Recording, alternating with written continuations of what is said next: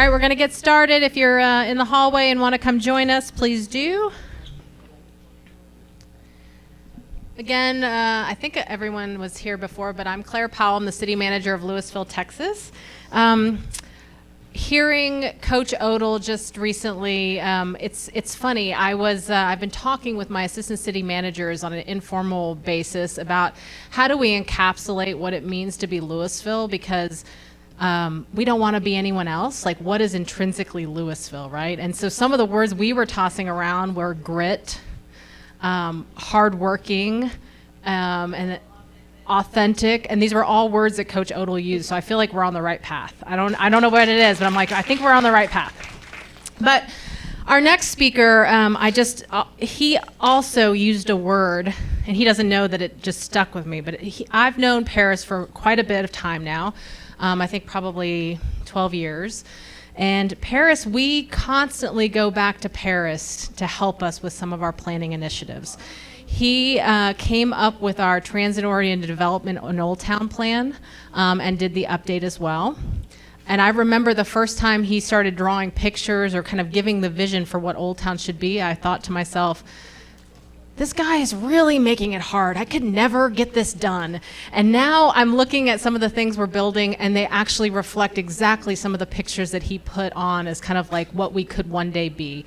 And so really it has been such a pleasure to try. He keeps setting the bar really high for us, and we just keep trying to get there. So I appreciate that about him. But Paris is the principal of Catalyst Urban Development. Other projects he's worked on for us has been the mall. He drew up the kind of visioning plans for the mall, and he's been helping us navigate the discussions with the developers that are out there and the owners of the mall. But also what Paris one time said that really stuck in my mind is that there are very few train stops in the Metroplex. And every one of them is a jewel. And I remember that because I started to think of Old Town and our other stations as well as jewels. And so while I think of grit as also being part of us and hardworking, Paris made me rethink of our city as a jewel. So Paris, would you mind coming up? And he's going to be talking about economics and placemaking.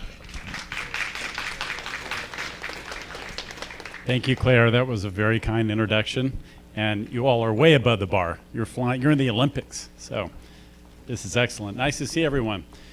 It was cool listening to the coach talk. I'll give you a quick funny story.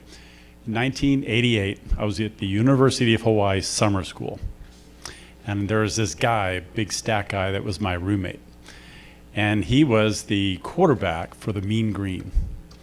And I said, where are you from? He said, I'm from Denton.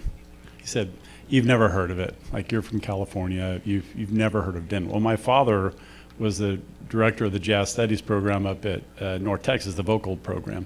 So I knew it, was out there all the time. I said, no, absolutely, I know Denton. He's like, okay, give me some reference, because maybe you've researched the school. Give me some reference where I know for sure that you know where I'm talking about.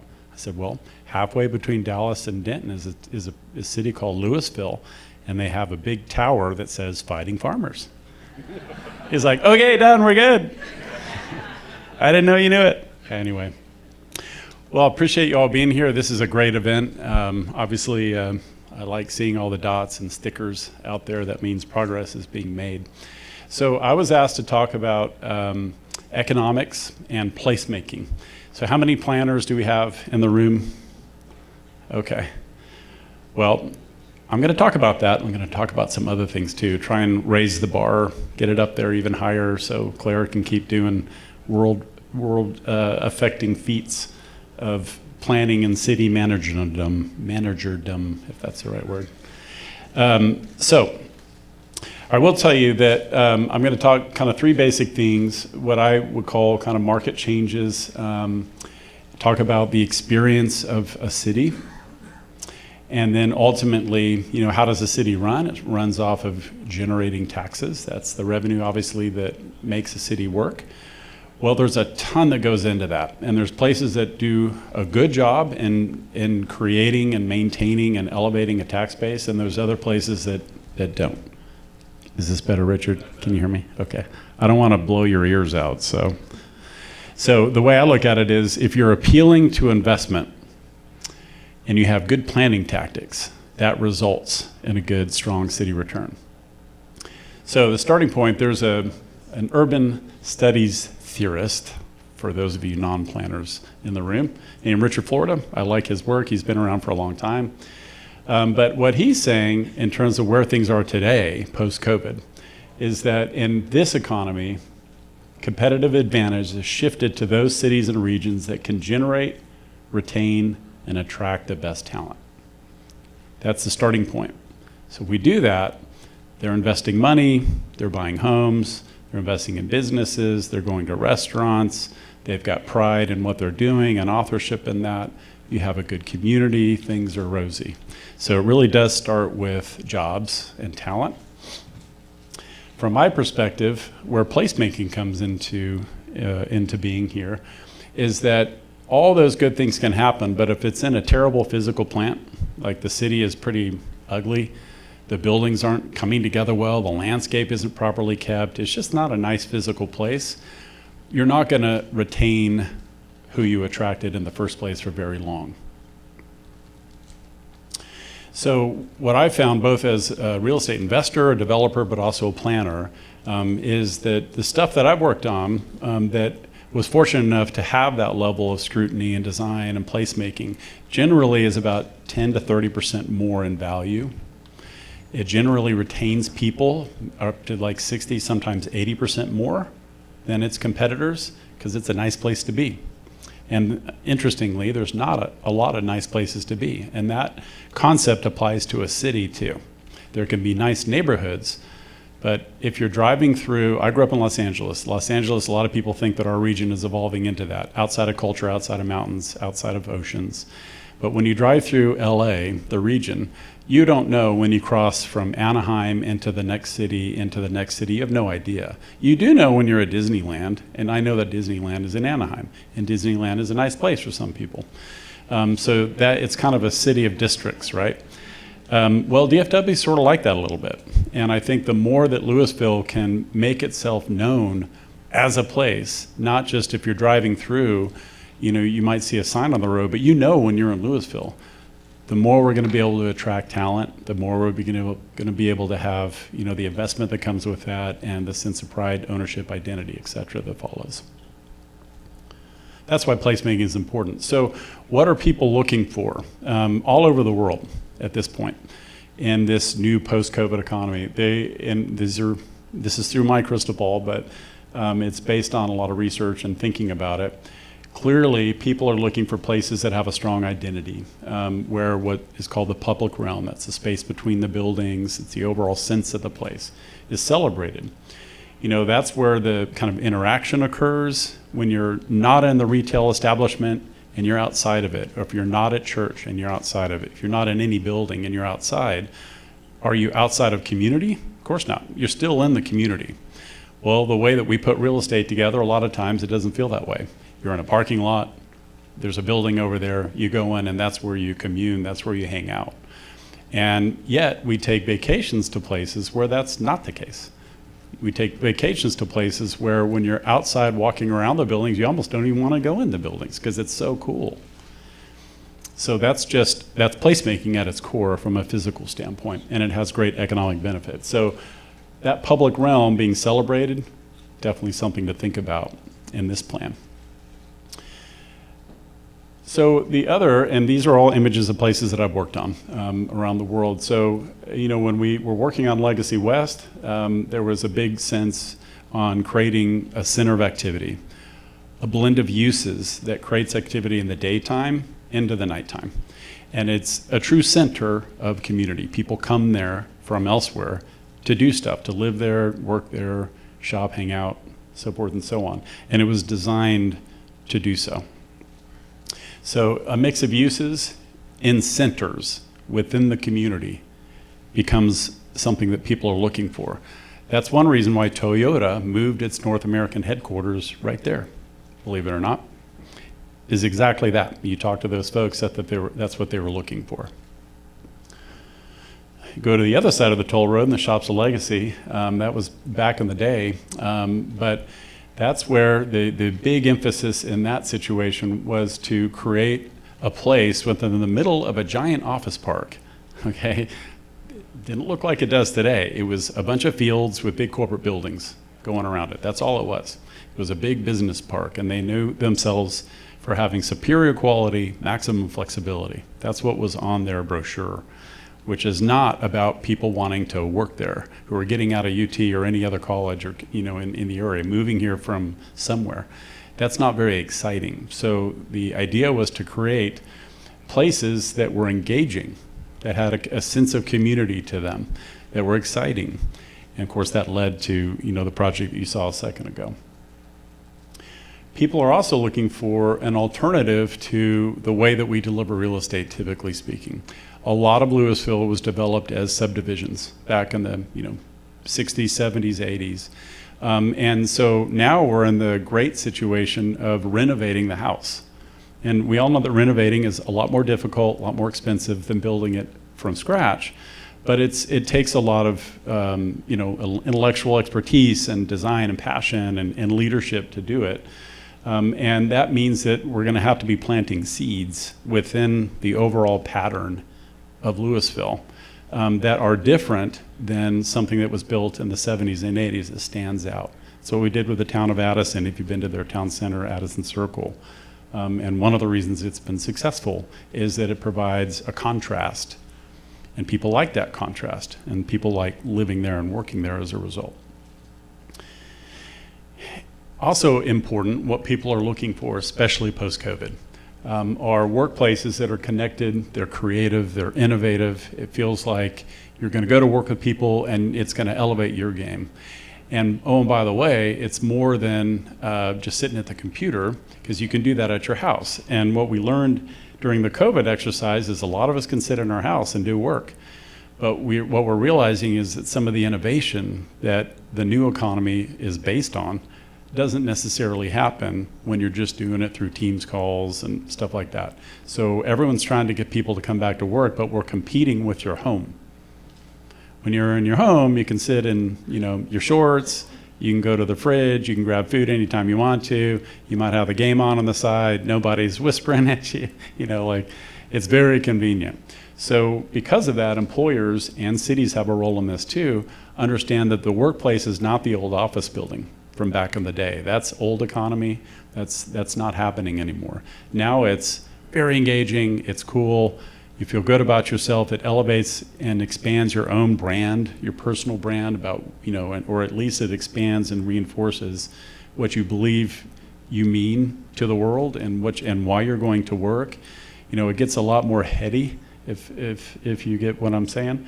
And so people are trying to design workplaces and put the office area within a zone of restaurants and housing and open spaces and cultural spaces so that it's an immersive experience that's very connected, it's very walkable, it's very convenient, so that it pulls you out of your living room in your shorts. This applies to neighborhoods too. So we have a lot of neighborhoods that were developed in the 70s. They were developed on a curvilinear cul-de-sac system. Nothing wrong with that. It was good at the time. It was very exciting at the time, and that provided a contrast from the older neighborhoods that were on a gridded street system with public parks, kind of like the Park Cities, how they were put together back in the 20s. Well, Lewisville wasn't put together that way. It has a lot of areas where you don't necessarily know where you're going. If you get in there, if you're from the outside, it's difficult to navigate. And that was the beauty of it back in the day. But when an area gets older, it then relies on its skeleton, on the frame, to maintain value. Well, if that frame, that street system, that development framework, is not clear in terms of how to navigate it, or if it's too similar, they're all the same kind of house. There's no hierarchy in the experience as you go through the neighborhoods. That has not held value typically as well as some of the places that are very interconnected, that have different kinds of housing types, appeal to lots of different folks because of that flexibility and the image and the identity that it espouses. So you see a lot of master plan community builders now taking up and working on images like we did back in Memphis back in the day, with a range of different housing types, public spaces, streets and sidewalks that actually go somewhere. The school is the center of the community, and it's not distant and put behind a wall or a fence. It's very engaged. Same with churches and other structures. So what does that mean for us? Our region has been doing a lot of these things very well. In fact, we've been doing them better than just about anywhere else in the country in terms of retaining and attracting top talent. So over the last 20 years or so, we've continued to be, just in our region alone, that graphic on the left shows what's called the kind of knowledge-based workers, knowledge-based economy workers, and where they are moving to, where they have been moving to. And the darker the color, the more people have been moving there as a percentage of the overall population. So you can see that DFW, as a region, we've been doing great. Houston, believe it or not, has been doing great, even though it's about oil and energy. It has been attracting a lot of millennials, a lot of people in the 30s at this point. Really the future of our economy. Southern California, it's always out there, obviously the Northeast. But what's an opportunity, what's concerning, what's an opportunity is the map on the right. And what is concerning about that is the areas that are dark are the only areas that are generating jobs. And if it's light or red, it's either stagnant or negative. So there's 12 places in the US that run about 85% of our economy. We're in one of them, thankfully. We're not in Akron, Ohio, right? We're not somewhere like that where we're in the red and we're losing jobs every day. We're in a great spot. So from a planning palette, the city here has this remarkable palette to work with of people moving here every day, of all income strata, all educational levels, but that becomes an opportunity to figure out how to attract those people to come specifically here and why. So I just put this in because I like Blade Runner, it's cool. I'm not saying that this is the future of the city, it's not, but it sure is cool. Those models are amazing. Gosh, when I was in architecture school, my teachers were just falling over themselves for it. No. So what is happening though, and I'm going to go down the funnel here in big scale, like regional macro, into city scale and some tactics that can be used here. So what is happening is there is a trend in those 12 places that I mentioned.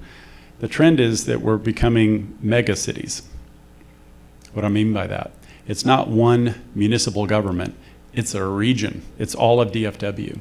And that's known as like a city, like a metropolis. And it's growing and growing and growing. Think about Mexico City, think about Sao Paulo, Brazil, think about Mumbai, think about other places that we know, maybe we've traveled there, we've heard about, and they seem like these big giant areas. Well, that's what's happening. And DFW is that. When you're up in space, you look down, that's what you see. You don't see Lewisville, you don't see Dallas, you don't see Fort Worth. You see this footprint. So once again, how do we stand out in that footprint of commercial and residential development? And I think that's what this plan is about.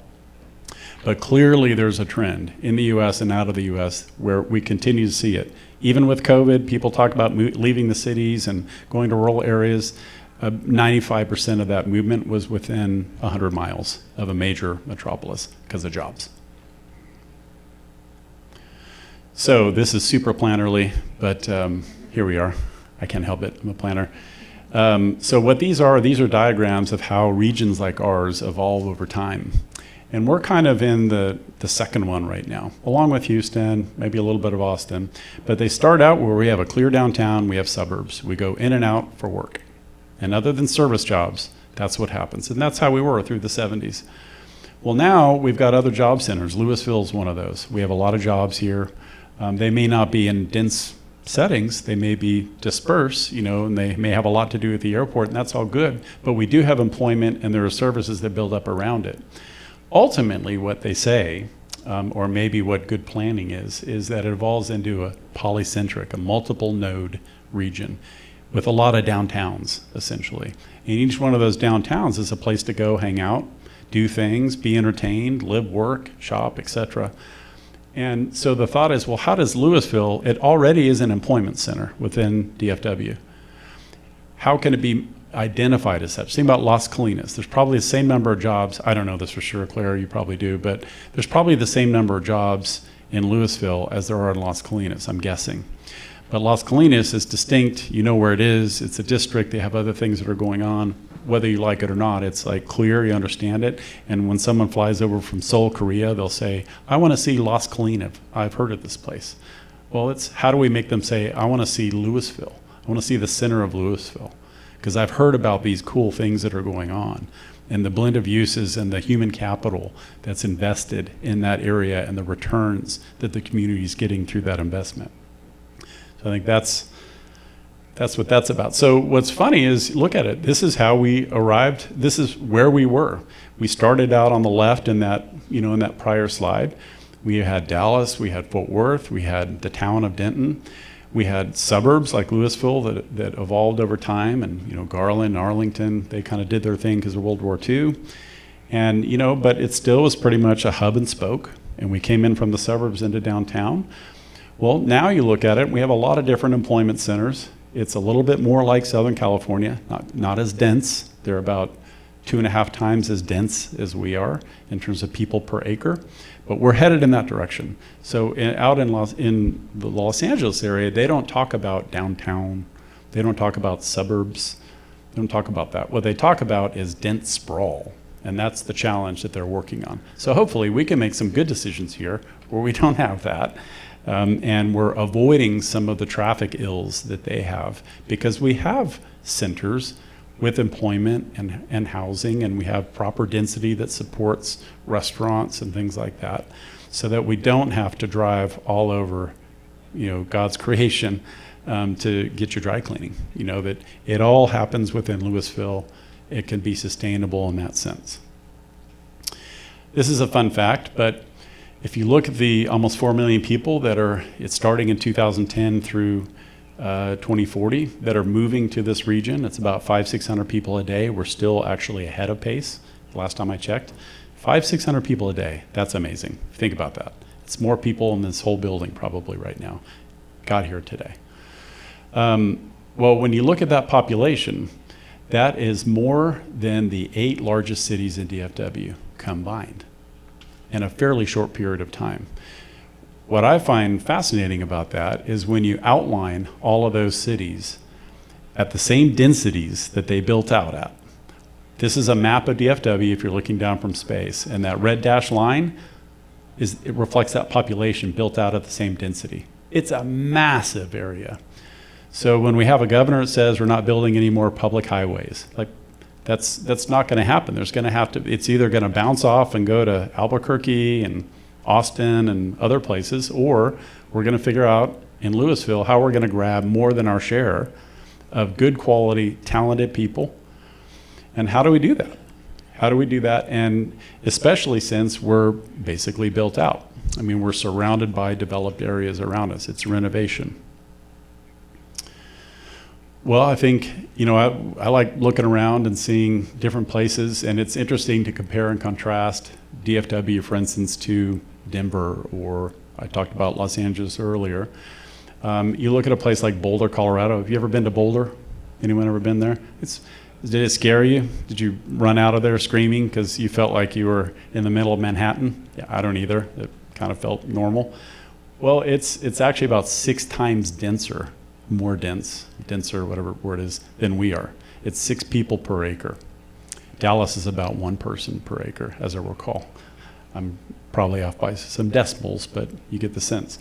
So if you look at those employment centers and you imagine kind of a ring around them, just in concept, that's built out that allows that kind of density, something like Boulder, or even a little bit less, like Madison, Wisconsin. You ever been there? It's not a scary place. To happen around those jobs, in and out, kind of like Legacy Town Center, that kind of a thing, then all of that growth happens in those circles, and it doesn't put pressure for DFW to get 1/3 to 1/2 larger than it is right now as a mega city. So Lewisville, you can't see it, but there's a little star. It's growing, and it's in the middle of one of the circles up there. It has the chance to make decisions like that, to come in, have Old Town, continue to have new development in it, more people walking around. The question is, where are there other Old Towns within Lewisville?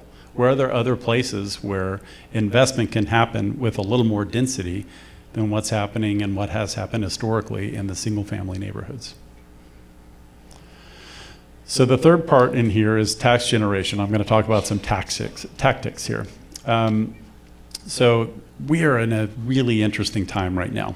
I am a very optimistic person. And there have been many times in history when technology has come forward.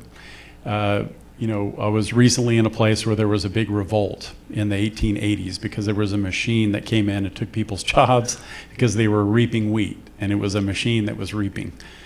And I thought, okay, well, we're now in this cool situation where there are machines like that are coming forward, but unlike the machine reaper, the reaper didn't think for itself and make a better version of itself. And that's where we're headed right now. So what that says to me is, when you read about it, is that there's a new economy that is coming. And that new economy is tied to creativity even more so than it has been up to this point. And the more that we can find ways as a city to tap into that flow of creativity and people that have interest in expanding that side of technology, the better we're going to be 50 years from now. Because the old economy about catering to the service sector, catering to going into a warehouse, for instance, where there probably will be robotics that are taking over those jobs, that's probably not a good double down bet. The better bet is who's making the robotics and what's our involvement in that when we're doing economic development or whatever it might be. How do we get the folks that are educating people on how to do that work here in Lewisville? We're close to the airport. We have all the amenities that we need for that to happen. Why did Silicon Valley happen? Because Stanford decided to put a business park together that was tied to new ways of thinking and technologies that were coming down the pike. Stanford doesn't have a lock on that kind of thinking. There's only one entity in the room in the city that can think beyond property lines. It's the city. So the more we can think about where our economy is headed and position ourselves properly so that the people that are working in that economy prosper here, the better we'll be.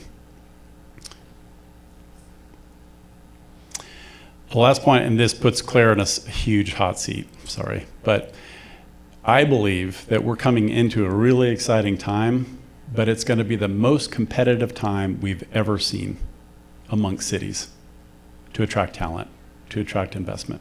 Most competitive ever, in my opinion. Because fewer jobs per capita. Because more expensive to educate per capita to get those jobs. So the city's got to really be on its game to think about, well, how do we evolve? And what I believe, or what we can follow, are some tactics here, which I'll run through. One is the city can only do what it can do. The city kind of controls the physical landscape, regulation on that landscape. Obviously they don't control the people and all that good stuff.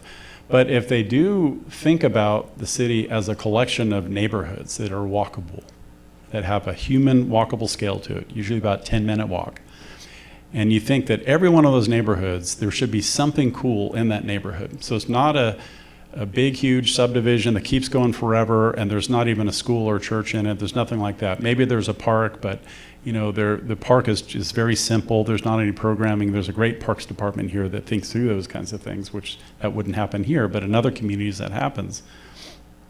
Well, it defines how many neighborhoods exist in the city. Do we know right now how many neighborhood associations are there? Well, there's probably, my guess is 50 or 60 neighborhoods based on a scaling regimen like this.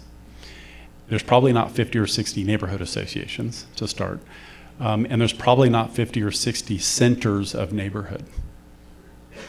That's a good planning thing to focus on and figure out how to start renovating the house. Well, neighborhoods they come together as long as they're interconnected. They form villages. Villages have village centers. That's where retail and shopping and restaurants, stuff like that occur. And we have a lot of emphasis on 35 here. just how things developed out, and we get off 35, less so. Well, that becomes a new palette for exploring a city plan, a renovation plan. And then ultimately, when you do get to something like 35, I would call that like a town center at a city scale, and there's a place for that. The other thing is just seams and connectors become very important, and it may be different than what it looks like today. Here's the map that Claire talked about earlier. This takes every single rail station in DFW across all 3 transit agencies, and it puts them together as though they're on the ground. This is existing rail stations, planned rail stations, so this is 50 years out. And when you take a half mile around each one of those, and that's what the area where transit-oriented development can occur. That's more dense mix of uses. People use the transit system to get to work, so forth and so on.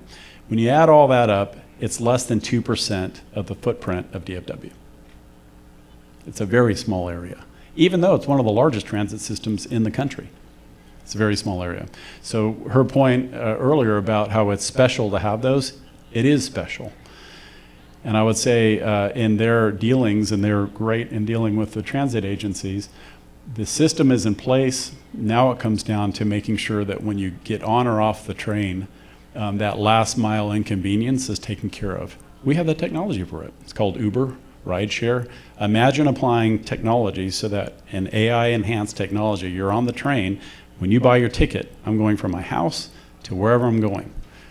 And it's a one-stop shop. I get all the way there, and the only inconvenience I have, because the car, the rideshare is waiting for me when I get off the train, just for me.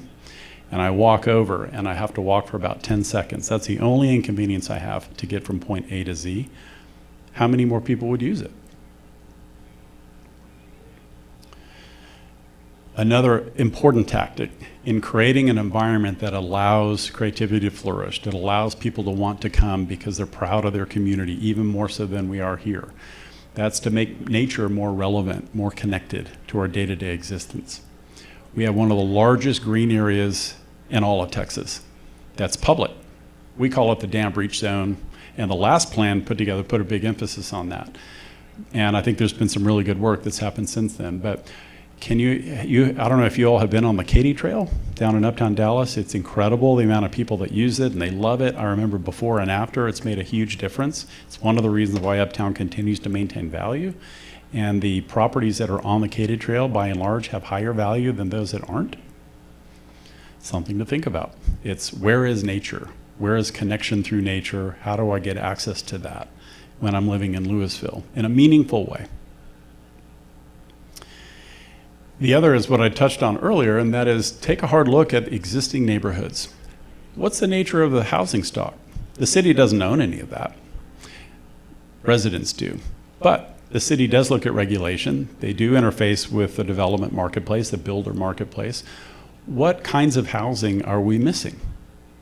And how could that housing be added into a neighborhood environment that builds value? There's a lot of good examples of this around the country. But again, it's in the form of renovation. This happens to be a project that we're working on where this is an area where the neighbors decided to get rid of their backyards. They still own the property, but they turned the backyards into a common zone. And within that common zone, there are services that are offered by the residents. So, someone's kid would mow the lawn for everybody on a particular week. 2 weeks later, another kid does it. There's someone that's a senior that's at home that has, is able to care for other seniors that are in the area. There's someone else that's interested in art, and they have art classes. This is community spirit. City's not involved in it at all. But that's a very different way of thinking about how our subdivisions are set up, where it's all based on privacy and public out on the street. In some of these instances, that privacy is still maintained, it's just closer to the house. And then what used to be an alley and the area around it, with Encore's help by burying the wires, becomes a common zone.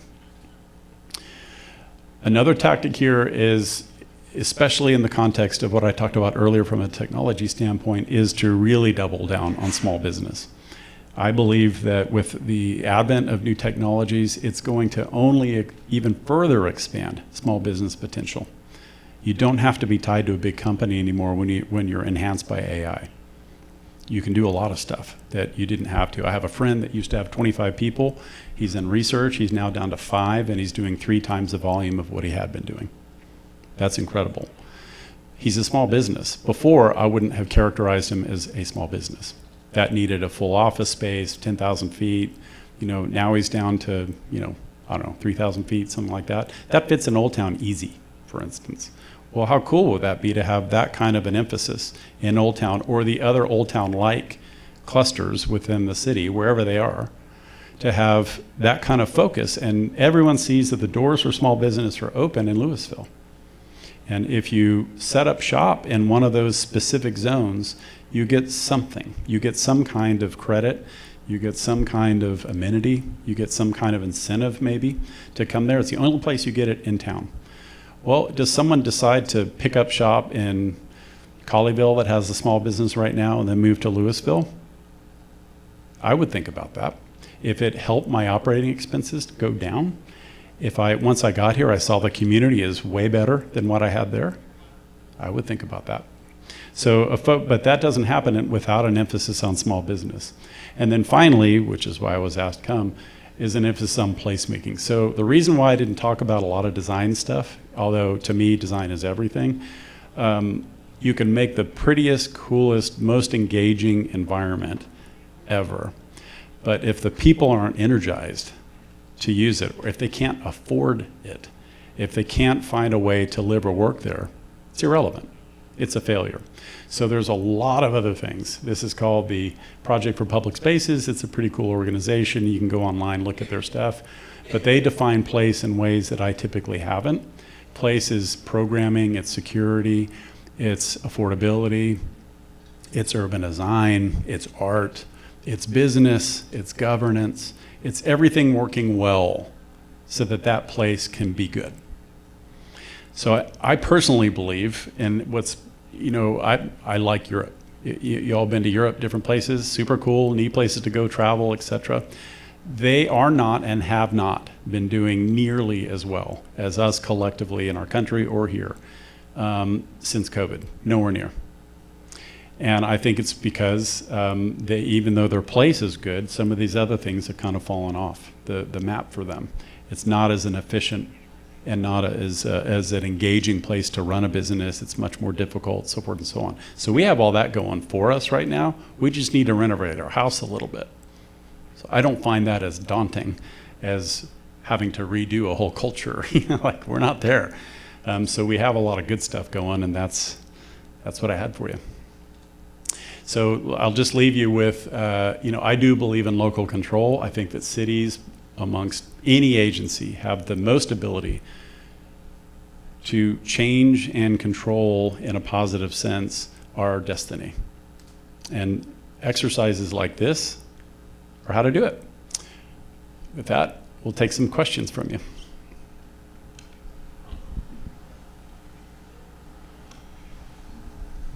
Yes, ma'am. Thank you. Hi. Lewisville has a lot of buildings that are not being utilized. A lot of them are just wasting away. Some of these malls that we built, so many of them before COVID, that now have nothing in them, or perhaps one holder. What could we, Lewisville, do to engage not only small business, but bring in more technology and larger businesses to our area? Yeah, it's a good question. Every time I see a building like that, when you're driving through Texas somewhere and you see an old agricultural implement that's just sitting out in the farm, that's no different. It's a building it's outlived its purpose. It's a warehouse building with ceilings that are too low for what we need today. It's a housing project with too low of ceilings, too small of spaces. People don't want to live there unless they're forced to. So there's two answers to that question. One is the people, obviously the city doesn't own the buildings. They're not going to go foreclose buildings or anything like that. So it's appealing to the owner so that they understand a different way to make money with the land.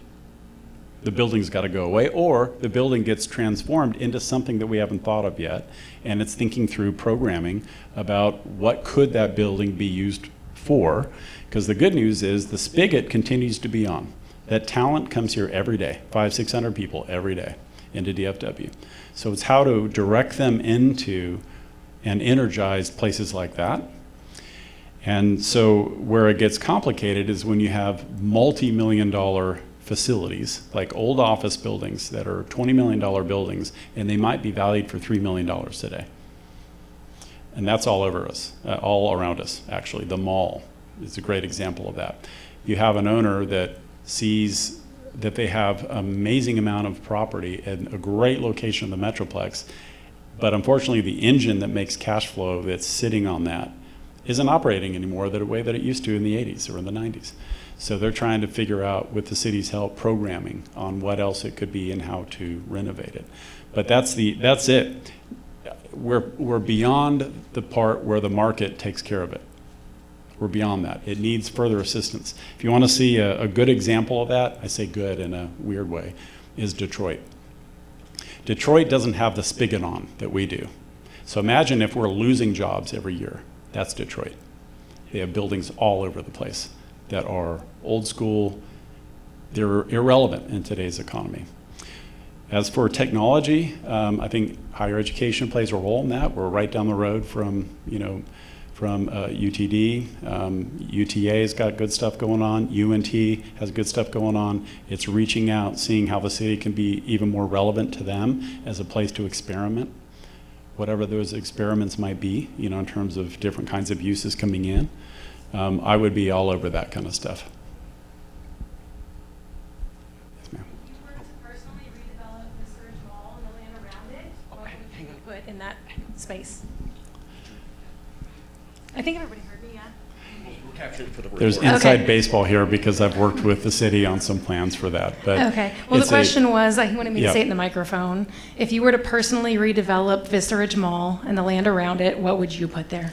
It's a huge piece of property. So the only thing it can be is a new community, not single-family community, but a new mixed-use community of all different things that appeal to the market today. It's probably not going to be, I'm guessing, a giant retail center anymore. It's going to wind up having a lot of restaurants, it's going to have housing, it's going to have office, hotels, hopefully some higher ed, hopefully some cultural uses. And it will definitely needs to have some open spaces, kind of centers of public activity. But that is the scale of one of those 10-minute walking circles that I mentioned earlier. So it's a neighborhood. With all the pad sites around it, that's a neighborhood. Yes, ma'am. Thank you for your presentation. I really enjoyed it. Lewisville is a very diverse community. And for some families in the community, growth can seem scary. How do you minimize or even prevent potential gentrification with this kind of growth? Yeah, so gentrification is that's a politically charged word. For those that don't know what gentrification is, when new growth comes in, investors come in, the people that are existing there that may not have enough money to have options to do something else, they get pushed out because their taxes go up, right? You see it happen all the time.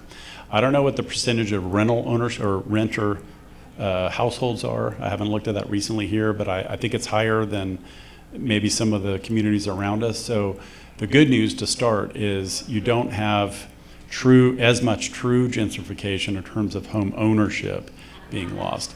But in terms of just being a citizen and not being able to afford to be here, that's a form of gentrification. So if you think about the economic unit of a city and you think about time, we're in a situation where we were built primarily in a time period of 50 years ago, 40, 50 years ago. And just about everything that was built at that time, except for some single-family houses, doesn't meet today's needs, all of it. There's some that are better than others, no question, but pretty much all of it. Even the best office building here, I can guarantee you would be built differently today than it was in 1983, before the crash. So when you think about it like that, think about your own home.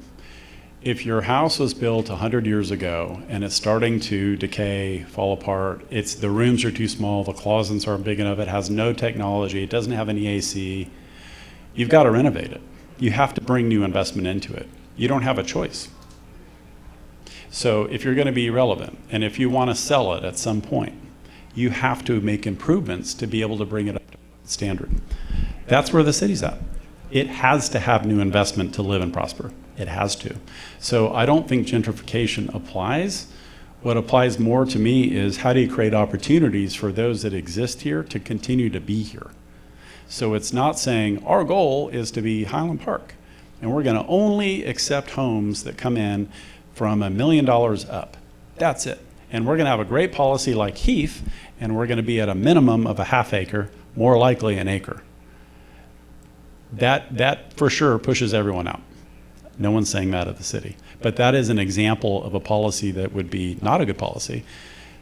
Rather, I personally believe, particularly in the advent of AI and jobs and all that stuff that I talked about before, is our strength is in our diversity, our strength is in our number, our strength is in our communing and coming together to figure out innovation. And I believe that's how the jobs get figured out.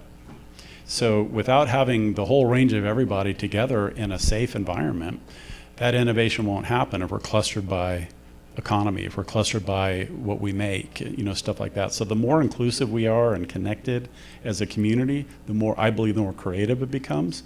And ultimately, that's how we chart our way through a pretty interesting headwind that's coming our way right now.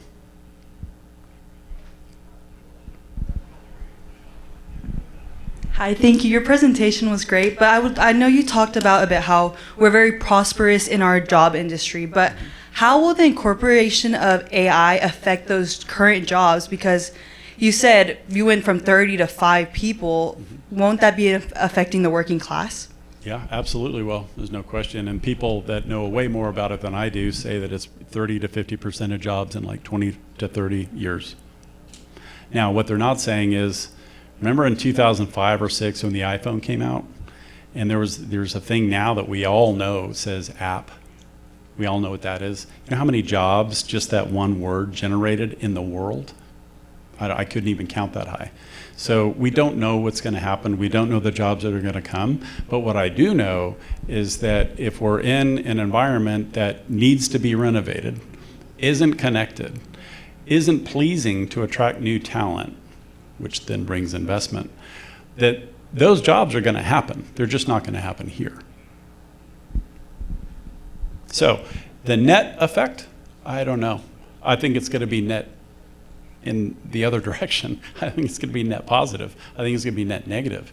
But I do think that there's going to be other ways that we can make economy for ourselves in a community versus we're going home to we go in our garage, we close the garage door, we watch TV, we get up, then we go in, we interact with 2 or 3 people at work, and that's it. And with the exception maybe of 1 or 2 days a week or evenings, that's our entire life.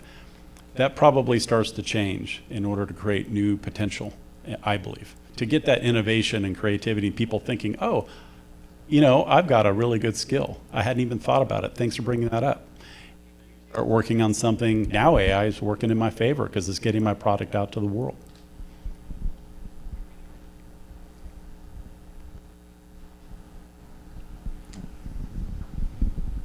Hi. Hi. I know one of the things that when my wife and I moved here a number of years ago, I noticed was how separated the communities feel from each other because of 35. So given the idea of, well, that is really sensitive.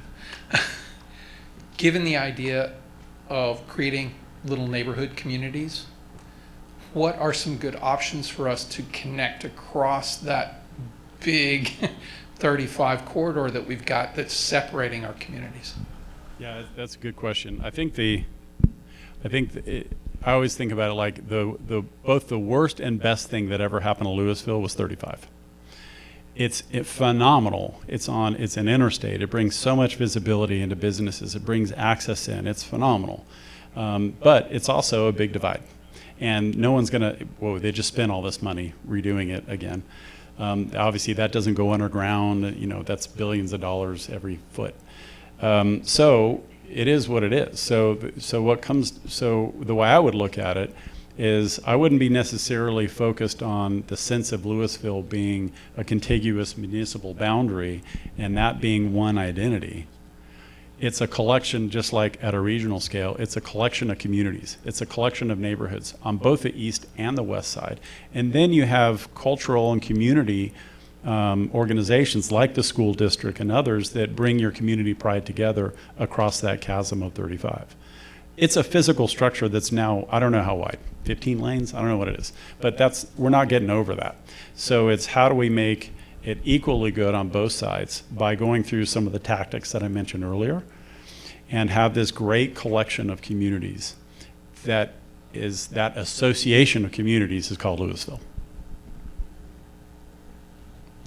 All right, I want to thank everyone for their questions. It'll be about 10 more minutes before our next speaker starts, so I invite all you to take just a quick break, and then we'll see you back in here in 10 minutes. Thank you.